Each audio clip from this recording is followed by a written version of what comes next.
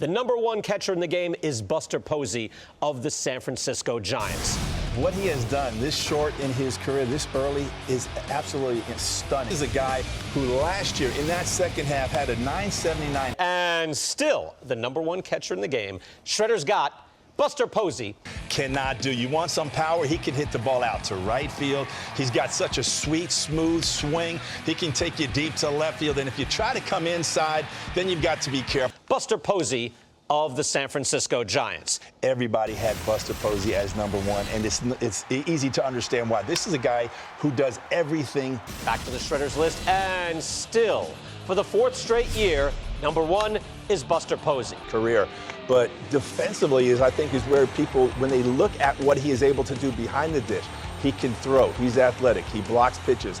And still, the #1 catcher, it is Buster Posey. His offense is good for any position. Defensively, he does a very good job. It's Yasmani Grandal now with the Chicago White Sox. 3 in framing last year. He was 4th in defensive run saves.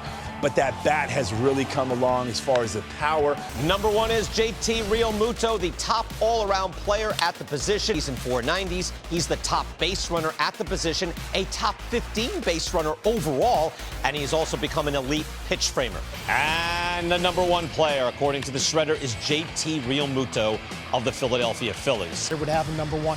When I think of JT, the word that comes to mind is consistency. He does everything well behind the plate. For the 3rd straight year, JT Realmuto is the Shredder's #1. It's also the 5th straight year in the top 2.